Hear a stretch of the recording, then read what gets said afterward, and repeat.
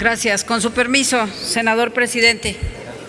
Compañeras y compañeros senadores, sin duda alguna, hoy nuevamente nos encontramos en la necesidad de legislar obligados por las circunstancias. En la reforma que se analiza, no solo por la omisión de las autoridades en México, sino también el flagelo de la indiferencia legislativa.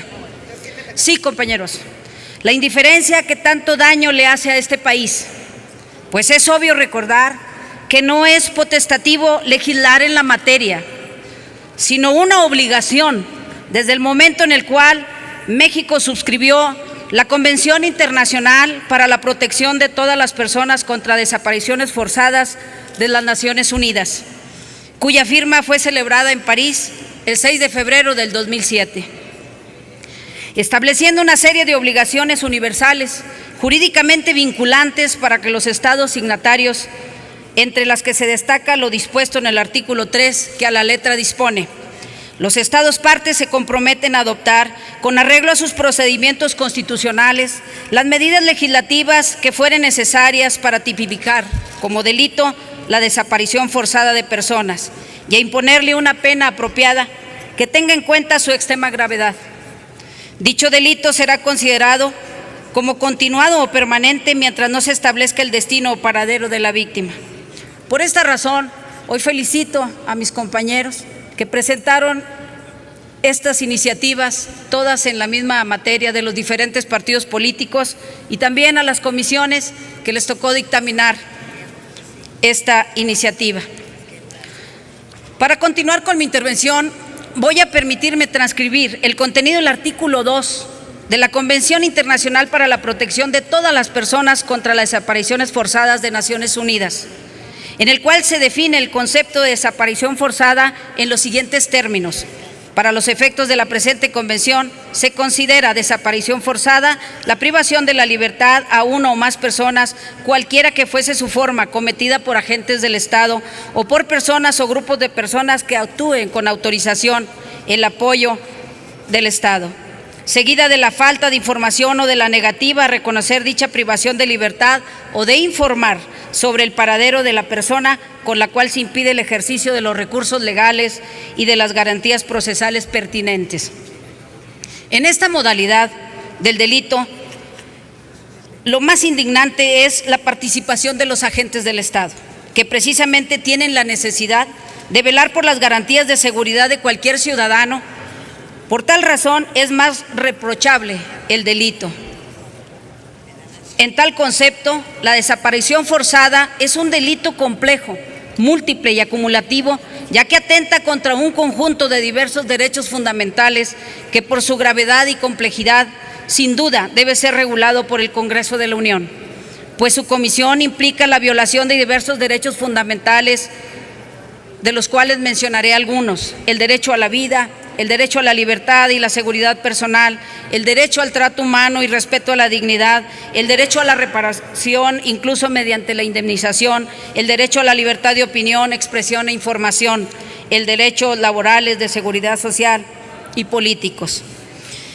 Este conjunto de derechos vulnerados se concluyen de las primeras sentencias formuladas por organismos internacionales en los años 80 a partir de los derechos reconocidos, entre otras legislaciones, por el Pacto Internacional de Derechos Civiles y Políticos de 1966 o la Convención Americana sobre Derechos Humanos de 1969, y que sirvieron para desarrollar la jurisprudencia internacional relativa a este crimen.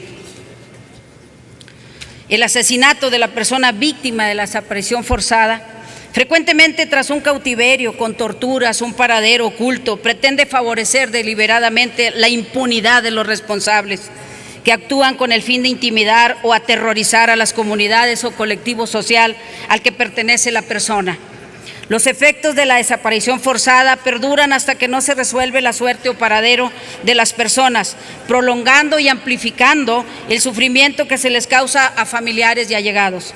Estos últimos, y especialmente por su vulnerabilidad, los niños que pueden ser sustraídos de padres afectados, son considerados también víctimas de este crimen.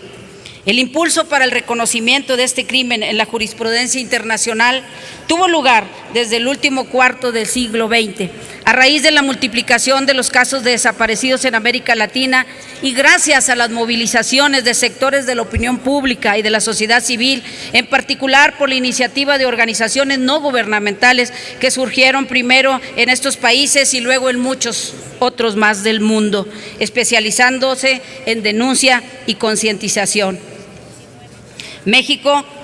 En México se ha agudizado el problema de la privación de la libertad de ciudadanos por parte de agentes policíacos o por grupos criminales con protección de policías o con la complacencia de estos.